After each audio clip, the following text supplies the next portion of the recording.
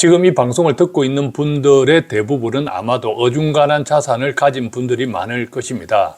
지금 당장 살아가는데 문제가 없더라도 만약 경제가 잘 못되면 나락으로 떨어질 사람들이 많다는 뜻입니다. 더구나 요즘 같은 정치적 불확실성이 길어지면서 경제 리스크가 만약 금융 리스크로 전이되는 순간 많은 자산을 가진 사람들도 어찌 될지 모릅니다. 경제 그리고 특히 금융은 정말 한순간이기 때문입니다. 또한 이것은 지금 세대에만 영향을 미치는 것이 아니라 자녀 세대에게도 당연히 영향을 미칩니다. 한번 무너진 경제를 그 이전의 상태로 회복하는 것은 그만큼 힘들기 때문입니다. 지난번 영상에서 저는 경제에서 가장 두려운 것은 불확실성이라고 했습니다. 그래서 하루빨리 불확실성이 제거되어야 한다고 했습니다. 그런데 안타깝게도 불확실성이 더욱 확대된 채 월요일을 맞았고 주가는 당연히 곤두박질, 환율은 급등하고 있습니다. 우리나라 가계부채는 매우 위험한 수준입니다. 그런데 그 가운데 주택담보대출은 다른 선진국들에 비해 오히려 양호합니다. 반대로 자영업자 대출은 그야말로 풍전등화 상태입니다. 즉 가계대출이 터진다고 하면 그 시작은 자영업자 대출부터입니다. 그런데 이번 사태로 장사가 안 되면서 빚 갚는 것이 더욱 어려워지고 있습니다. 그것은 곧 금융시장에 타격을 줍니다.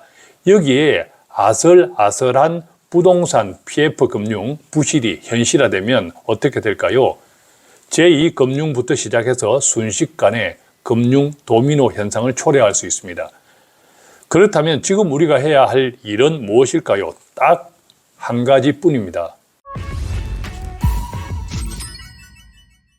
우리가 가진 돈은 때때로 우리의 감정을 만듭니다. 그러나 오해하지 말아야 할 것은 돈 자체는 아무런 감정이 없다는 사실입니다. 감정이 없는 돈은 당연히 여야도 없습니다. 현실적으로 정치와 경제는 뗄래야 뗄 수 없는 불가분의 관계에 있습니다. 따라서 정치, 예컨대 대통령과 여야의 의사결정들은 우리가 가진 돈에 영향을 끼칩니다. 그래서 가끔 저도 경제에 영향을 미치는 여야의 정책들을 이야기하기도 합니다. 물론 좋은 이야기도 하고 걱정되는 이야기도 있습니다. 그럴 때마다 어떤 분들은 그것만 꼭 집어 정치적인 것으로만 치부하는 경우도 있습니다. 그런데 저 역시 경제가 살아야 돈을 벌 수 있습니다. 그래서 돈 파는 가게 채널을 운영하는 저는 돈만 생각합니다. 경제가 목적이라는 뜻입니다. 여러분들의 노후도 마찬가지입니다. 그런데 안타깝게도 지금은 정치적 불확실성이 경제를 완전 지배하고 있습니다. 그렇다면 과거 고 노무현 대통령과 박근혜 대통령 등 두 차례의 탄핵 국면에서 초래된 정치적 불확실성이 경제, 구체적으로는 주가에 어떤 영향을 끼쳤을까요? 먼저 노무현 대통령 탄핵을 전후한 코스피 흐름을 보겠습니다. 지난 2004년 3월 12일 고 노무현 대통령에 대한 탄핵 소추안 발의 당시 코스피는 2.43% 급락했습니다. 다만 탄핵안이 가결된 직후 3월 15일부터 19일까지는 오히려 코스피가 3.65% 반등했습니다. 탄핵 소추로 인한 정치적 불확실성이 탄핵이 가결되면서 단기간에 개선되었기 때문입니다. 심지어 그해 4월 15일 총선까지는 무려 6.65% 추가적으로 반등했습니다. 2016년 12월 박근혜 대통령 탄핵 당시에도 마찬가지였습니다. 10월 24일 태블릿 PC가 공개되면서 정치적 불확실성이 급등하였고 그때부터 탄핵안이 발의된 10월에서 11월 두 달간 4.1% 하락했습니다. 그런데 12월 9일 탄핵안이 가결되면서 연말까지 무려 25.5%씩이나 폭등했습니다. 지금도 마찬가지입니다. 정치적 불확실성이 길어지면서 오늘 월요일 기준 주가는 폭락, 환율은 폭등 중입니다. 그러나 지난 두 번의 탄핵 국면과 지금을 비교하면 분명히 다른 한 가지는 펀더멘털, 즉 경제적인 체력이 지금 매우 허약하다는 점입니다.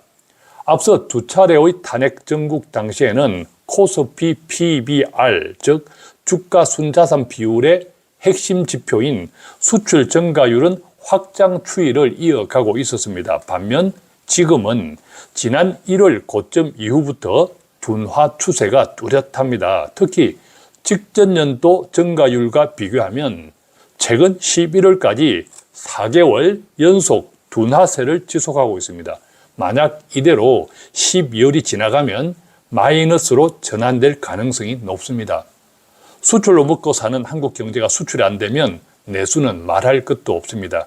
특히 이번 사태로 얼어붙은 소비 심리가 내수를 더욱 위축시키면서 자영업자들을 벼랑 끝으로 내몰고 있습니다. 당연히 빚 갚는 것도 더욱 어려워집니다. 그것은 곧 한국의 위험한 가계부채에 영향을 줄 것이고 금융시장으로 전이될 수 있습니다. 여기에 아슬아슬한 부동산 PF 부실이 현실화되면 또 어떻게 될까요? 제2금융부터 시작해서 순식간에 금융 도미노 현상을 초래할 수 있습니다. 더욱 심각한 것은요, 한국에 대한 대외 신뢰도의 추락입니다. 따라서 이 같은 불확실성이 해를 넘겨 장기화되면 미국의 트럼프 당선인이 대통령에 취임하는 동안 아무 준비를 할 수 없습니다. 이번에 미국 국방부 장관이 한국을 패싱한 것처럼 우리가 만나고 싶어도 만나주지 않습니다. 왜냐하면 아무런 실권이 없는 국가이기 때문입니다. 그야말로 한국은 국제사회의 시팅덕, 즉 이용당하기 쉬운 대상으로 전락합니다. 외국의 기업들이 한국 기업들과 거래하는 것도 어렵습니다. 한국이 어떻게 될지 모르는데 어떻게 거래를 하겠습니까? 그로 인한 한국 경제의 피해는 예측 자체가 불가능합니다. 특히 국제신용평가사인 피치사는 한국의 정치적 불확실성이 이대로 지속되면 한국에 대한 신용 등급에 영향을 줄 수 있다고 경고하고 나섰습니다. 그렇다면 현재의 정치적 불확실성을 제거하는 방법은 무엇일까요? 오늘부터 일본 방문 일정을 시작한 오스틴 미국 국방장관의 이야기에 주목해야 합니다. 그것은 곧 미국의 입장이기 때문입니다. 아시다시피 대한민국의 경제와 국방에 가장 큰 영향을 미치는 국가는 단연코 미국입니다. 원래 일본을 거쳐 한국을 방문하기로 했던 오스틴 미국 국방장관이 계엄 사태 이후 한국을 패싱하고 일본만 방문하고 있습니다. 그러면서 한국의 민주적 제도와 절차가 헌법에 따라 완전하고 적절하게 작동할 수 있도록 계속 촉구하고 있습니다. 그가 말하는, 즉 미국이 말하는 헌법에 따른 민주적 제도와 절차는 무엇일까요? 그것은 듣는 분들의 판단에 맡기겠습니다. 그러나 현실적으로 민주국가에서의 정치는 곧 정당 정치이기도 합니다. 그래서 지금 첨예하게 대립하고 있는 여야의 입장을 따져볼 필요도 있습니다. 그 가운데 가장 현실적인 지혜를 찾아야 하기 때문입니다. 지금부터는 국가와 국민은 생각하지 않고 오직 여야의 입장에서만 말씀드립니다. 첫 번째, 여당 입장입니다. 여당은 다음번 대선 일정을 무조건 늦추는 것이 목적입니다. 그 이유는 제가 달리 말하지 않겠습니다.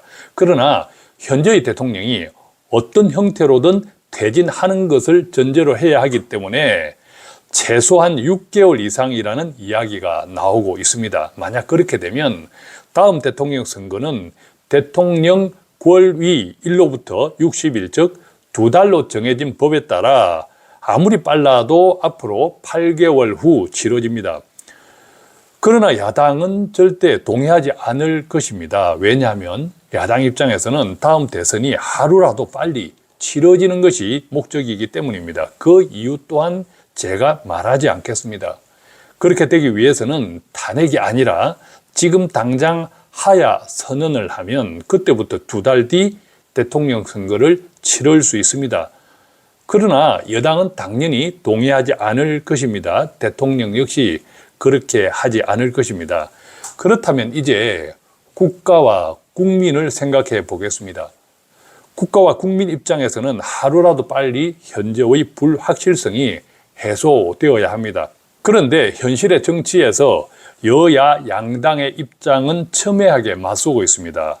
이렇게 언제까지나 그 어떤 결정도 못한 채 불확실성이 장기화되면 한국 경제는 파탄날 수 있습니다. 회복 자체가 불가능할 수 있다는 뜻입니다.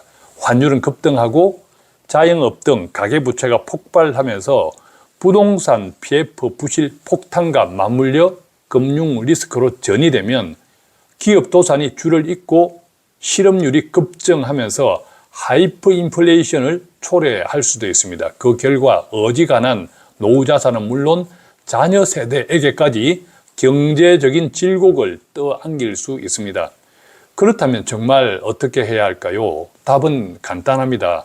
가장 객관적인 심판, 즉 헌법과 법률에 정해진 민주적 절차에 맡기는 것 외에 다른 대안은 없습니다. 그것이 한국 경제는 물론 우리들의 통장을 위험에 빠뜨리고 있는 현재의 불확실성에서 벗어나는 유일한 방법이라고 생각합니다. 날마다 경제 관련 데이터를 저는 보고 있습니다. 지금 한국 경제, 여러분들이 느끼는 그 이상으로 어렵습니다. 현재의 불확실성이 조속히 해결될 수 있도록 어중간한 자산으로 노후를 준비해야 하는 대부분의 국민들이 안심할 수 있도록 방송을 듣는 모든 분들께서 함께 힘을 모아 주시면 좋겠습니다. 고맙습니다.